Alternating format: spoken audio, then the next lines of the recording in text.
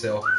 Alright guys, I shut off the Skype lines. Great call there from Chris. Thanks for calling in, man. We're going to move on to our second news segment. Let's start off with the disaster this week on Twitch. Oh, this is great. Everybody seems to love it. So first off, they changed the way their archiving system works.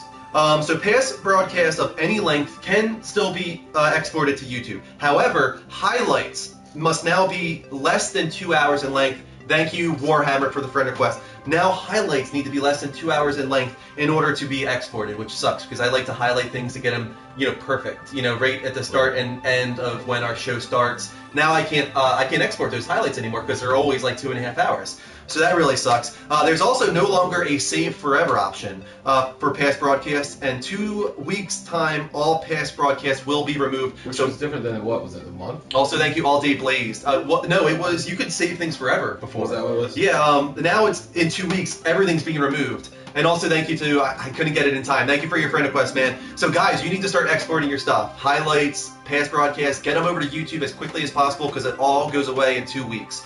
Once the cleaning is over, current Twitch users will have a total of 14 days storage. That's not like 14 days as in like 24 hours times 14. That just means that 14 days after you make the archive, it disappears. Now, if you are a Turbo member, you get 60 days. Why wouldn't they just give you unlimited for the Turbo members? I don't know. They did before. Maybe they just don't have that kind of bandwidth. I don't know. They do. Maybe they do. They had it up until now, but maybe Twitch is becoming more popular, more users, or maybe Google bought them. I don't know. If you don't want to lose past recordings, highlight as many as possible. As I said, the worst part I think people are more upset about is this whole audio recognition software that they started incorporating into Twitch. Stop it. Stop. All right. So guys, the thing about the way it works now, if you have even like in-game music might be flagged by Twitch as copyrighted music, and if that's the case, the software is going to scan your archive every 30 minutes, and if it finds a flag within that 30 minutes, it's going to mute the entire 30 minutes. So for instance, the newsroom theme that I played at the beginning of the show, if that gets flagged, it's going to mute the entire beginning of the show, like the first 30 minutes. So that would suck. I don't think it would flag something like that, but we'll find out. So I guess we're going to find out. We're going to find out after the show, and we might have to start changing things around, unfortunately. Like we can't have music at the end of the show anymore. We're going to have to make my own. Play our intro theme. But speaking of that, if anybody would like to take a shot at making outro music, original outro music, just like Blue Ignosis did, like our Blue Ignosis intro music, we now need outro music because we can't use random copyrighted songs anymore. Anybody who wants to take a shot at that, please do email us at thelevelupshow@gmail.com, level spelled LVL, if you would like to send anything over to us, and we'll check it out, and maybe we'll have outro music in the next couple weeks or so. But yeah, guys, start exporting your stuff over to YouTube if you don't want to lose it. And that doesn't really, by the way, too, the biggest issue, the other second biggest issue, I guess you could say, is that people that are trying to export can't. Yeah, it might be starting to work. It hasn't been for me for the last couple days, but whenever I export from Twitch to YouTube, YouTube fails it after a couple hours and says that it was not able to convert the FLV file. So that's what Twitch is. When you download, it's FLV, Flash Player, I think. So there's a fight going on in the chat room. Really? Fight! All right, sorry. Don't acknowledge. Mike, you're up. So I don't know if anybody has heard of or played this game, Destiny. Yeah. I don't know if any of you out there have actually played this game or if you got into the beta or anything. Yeah. What's Destiny? I never heard of this game. Idiot. No, so they released some statistics about the beta, which obviously me and Drew were very into. Me, Greg, Dean, well, the three of us, you were like really surprised at how into this beta that we were. It was a lot of fun, it really was. It was a really good time. There were 6.5 million Guardians created, that sounds pretty accurate. Yep. I was surprised it wasn't more because there was 4.6 million players. Yeah, that means that like half of those guys made more than one Guardian. I made 3. You made 3? Greg made 3. I know Dean made 3. I know a lot of people that actually made 3. I know Rick made 3. There's a lot of people that did, so you could get a taste of every single class. So I was surprised it actually wasn't a little higher for that, for the Guardians that were created. But 850,000 concurrent players on a Saturday. Not sure which Saturday that was, but probably the last one. Yeah, probably. If that's the highest statistic, they did like a special thing on Saturday. when everybody had it. Yeah, right. When it was open, like it was open to everybody. 88 million games were played. Yep. It was out for 2 weeks, and 88 million games were played on this. 3.7 billion kills in story, and 164 million deaths. It's a nice kill-death ratio right there. That's pretty good. That means that good job, guys. We're getting better. Well, it's also the story mode. That's the story mode, I know, yeah. You know, so you can't really... now, that being said, here you go. 850,000 concurrent players on a Saturday.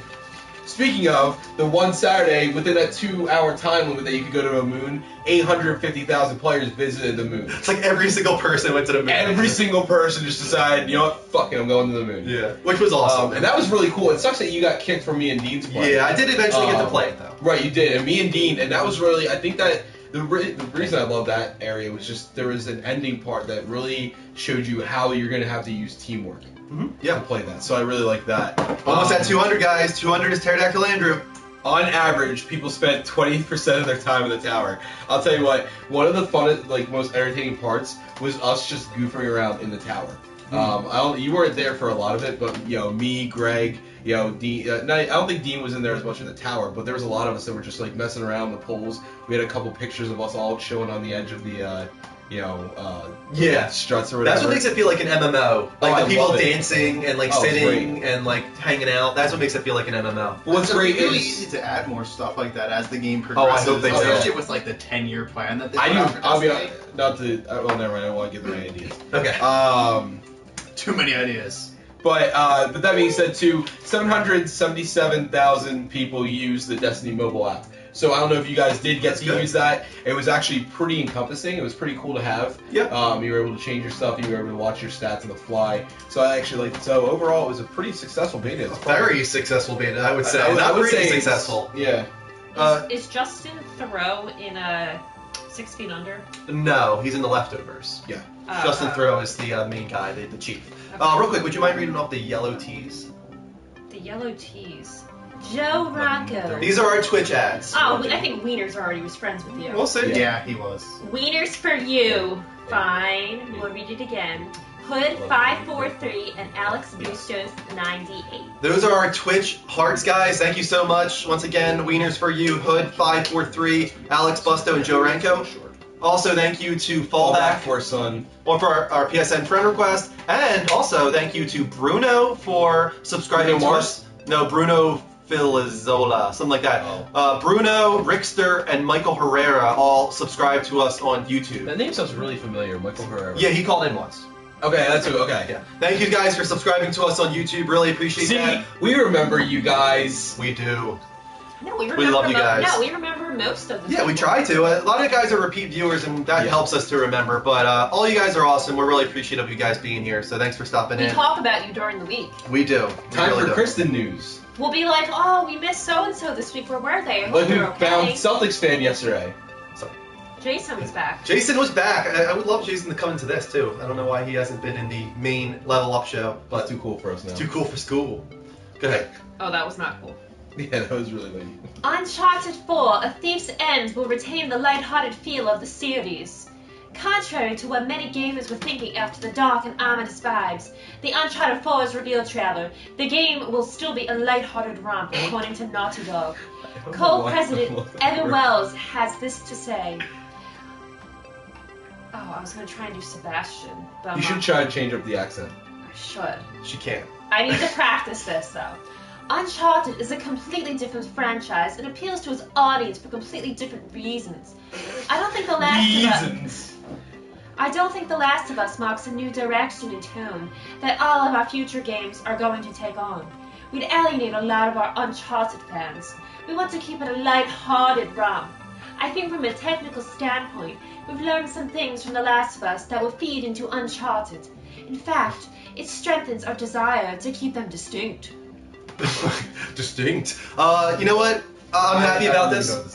I'm happy about this because the original trailer did kind of give it like, what is going on here? Everybody was so much like, darker. oh my god, this is going to be so intense. Yeah, and the thing is, I think people were kind of nervous that with Neil Druckmann and Bruce Straley kind of taking over, that they were going to darken it up like Last of Us style, and that's not what Uncharted is. Last of Us is dark Uncharted is more lighthearted. It goes into dark territory. He I murders killed 350 people. He murders a ton of people, but Watch me stumble around. it's still pulp action adventure. It's a fun game. They need to retain the lighthearted feel. So I'm happy that they're saying this. It needs to separate itself from The Last of Us. That's important. I should learn a Morgan Freeman voice. You don't need to worry about how many people he's killed when he's just tripping over himself and everything's collapsing around him. Yes, exactly. He's like the unluckiest person to be around. He really is. Everything breaks. I would hate to walk down the street next to Nathan Drake because something is going to fall or explode. A helicopter's gonna fly through in his in front of you immediate and blow up the vicinity. building.